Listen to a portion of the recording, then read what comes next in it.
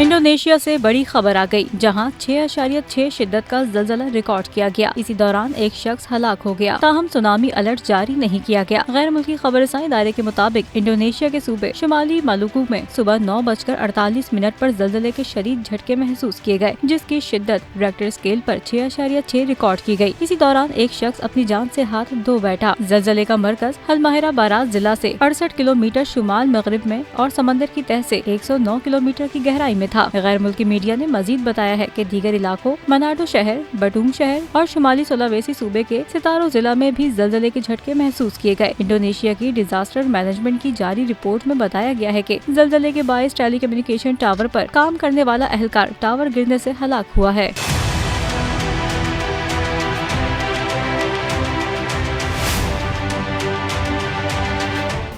Subscribe करें और bell दबाएं ताकि कोई खबर रह न जाए।